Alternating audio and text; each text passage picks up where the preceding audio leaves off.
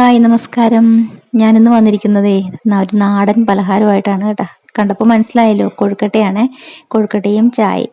അപ്പോൾ ഇതാണ് ഇന്നത്തെ ബ്രേക്ക്ഫാസ്റ്റ്. അപ്പോൾ ഇതെങ്ങനെയാണ് തയ്യാറാക്കിയെന്ന് കാണാം നമുക്ക്. അപ്പോൾ അതിനായിട്ട് ഞാനിവിടെ അരിപ്പൊടി ചൂടുവെള്ളത്തിലാണ്, ചൂടുവെള്ളം എന്ന് വെച്ചാൽ തിളച്ച വെള്ളത്തിലാണ് ഞാൻ ഈ പൊടി കുഴച്ചെടുക്കുന്നത്. അപ്പോൾ ഉപ്പ് നീരും തളിച്ച് പൊടി നന്നായിട്ടൊന്ന് കുഴച്ചെടുക്കുവാണേ. തിളച്ച വെള്ളം പൊടിയിലേക്ക് ഒഴിച്ച് അറിയാമല്ലോ, കൈകൊണ്ട് കുഴയ്ക്കാൻ പറ്റത്തില്ല. അപ്പം ഞാനൊരു തവി കൊണ്ടാണ് കുഴച്ചെടുക്കുന്നത്. അപ്പോൾ ഇതിൻ്റെ ചൂട് അല്പം ഒന്ന് കുറഞ്ഞതിന് ശേഷം നമ്മുടെ കൈ കൊണ്ട് തന്നെ നന്നായിട്ട് കുഴച്ചെടുക്കുന്നതാണ് കൂടുതലും നല്ലത്.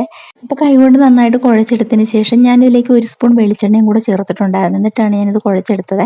അപ്പോൾ നമ്മുടെ കൊഴുക്കട്ട കഴിക്കാനൊക്കെ നല്ല സോഫ്റ്റ് ആയിട്ടൊക്കെ ഇരിക്കും. അപ്പോൾ അതിന് വേണ്ടിയിട്ടാണ് അങ്ങനെ ചെയ്തത്. അപ്പോൾ ഇനി നമുക്ക് ഒരു ഫില്ലിങ് തയ്യാറാക്കണം. അപ്പോൾ അതിനായിട്ട് ഞാനിവിടെ തേങ്ങയും ശർക്കരയൊക്കെ എടുത്ത് വെച്ചിട്ടുണ്ട്. അപ്പോൾ തേങ്ങ അത് ചിരണ്ടി വെച്ചിരിക്കുന്ന തേങ്ങയിൽ നിന്നും കുറച്ച് ഞാനൊരു പാത്രത്തിലോട്ട് മാറ്റിയാണ്. അപ്പോൾ ഇത്രയും തേങ്ങ നമുക്ക് ആവശ്യമില്ല.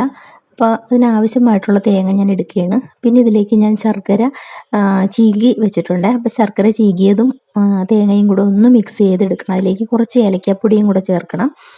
അപ്പോൾ ഞാൻ ആവശ്യത്തിനുള്ള തേങ്ങ എടുത്ത് അപ്പോൾ ശർക്കരയും കൂടെ അതിലേക്ക് ചേർക്കാൻ പോവുകയാണ്. അപ്പോൾ ഞാനിത് ഈസി ആയിട്ടുള്ള മെത്തേഡാണ് കാണിക്കുന്നത്. ഇപ്പോൾ വേറൊരു രീതിയിൽ ചെയ്യാനാണെന്നുണ്ടെങ്കിൽ ശർക്കര നമുക്ക് അടുപ്പത്ത് വെച്ച് ഒന്ന് മെൽറ്റായി വരുമ്പോൾ അതിലേക്ക് തേങ്ങയും കൂടെ ചേർത്ത് ഏലക്കാപ്പൊടിയൊക്കെ ഇട്ട് ഒന്ന് വരട്ടി എടുത്തിട്ട് നമുക്ക് ചെയ്യാവുന്നതേ ഉള്ളൂ. ഞാനിപ്പം ഈ എളുപ്പത്തിന് ചെയ്യുന്ന രീതിയിലാണ് ചെയ്യുന്നത്. സമയമില്ലാത്തതുകൊണ്ടാണ് ഇപ്പം ഇങ്ങനെ ചെയ്യുന്നത്. അപ്പോൾ 2 രീതിയിൽ ചെയ്യാമെന്ന് ഞാൻ പറഞ്ഞതാണ്. അപ്പോൾ ഇതുപോലെ സ്പൂൺ കൊണ്ട് ഇളക്കിയെന്നാൽ ശരിയാകത്തില്ല. നമ്മുടെ കൈ ഉപയോഗിച്ച് തന്നെ നന്നായിട്ട് കുഴച്ചെടുക്കുന്നതാണ് നല്ലത്. എന്നാലേ ശർക്കരയും തേങ്ങയും കൂടെ നന്നായിട്ട് മിക്സ് ആവുകയുള്ളൂ. അപ്പോൾ ഇതിലേക്ക് ഞാൻ ഏലക്കാപ്പൊടിയും കൂടെ ചേർത്തിട്ടുണ്ടായിരുന്നേ. അപ്പോൾ ഇനി നമുക്ക് കൊഴുക്കട്ട തയ്യാറാക്കാം. അപ്പോൾ അതിനായിട്ട് ഞാൻ ഇഡ്ഡലി പാത്രത്തിൽ വെള്ളം വെച്ചിട്ടുണ്ട്.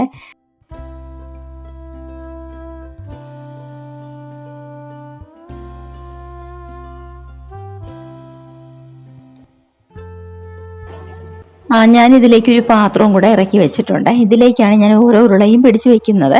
അപ്പോൾ കൈ ചെറുതായിട്ടൊന്ന് നനച്ചതിന് ശേഷം ഓരോ ഉരുളയും ഇതുപോലെ എടുത്ത് നമുക്ക് എത്രയാണോ വലിപ്പം വേണ്ടത് അതനുസരിച്ച് നമുക്ക് എടുക്കാം.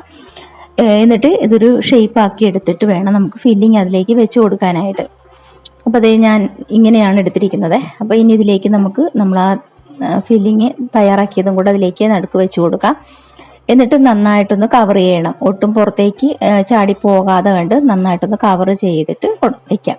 അപ്പോൾ മധുരം കൂടുതൽ വേണ്ടവർക്ക് കൂടുതൽ വയ്ക്കാം, കുറച്ച് വേണ്ടവർക്ക് കുറച്ച് വയ്ക്കാം. അത് ഓരോരുത്തരുടെ ഇഷ്ടം അനുസരിച്ച് ചെയ്യാവുന്നതാണ്.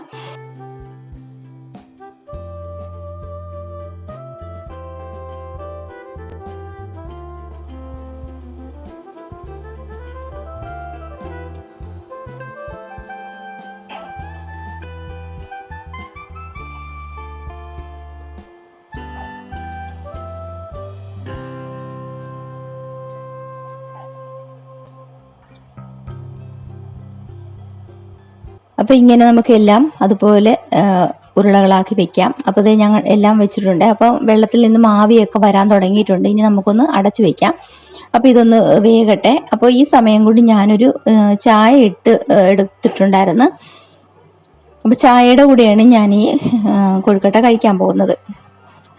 അപ്പോൾ അതേ നമ്മുടെ കൊഴുക്കട്ടയെല്ലാം വെന്തിട്ടുണ്ട്. അപ്പോൾ നമുക്കിതൊന്നെടുത്ത് മുറിച്ച് നോക്കാം. ഒരെണ്ണം എടുത്ത് മുറിച്ച് നോക്കാം.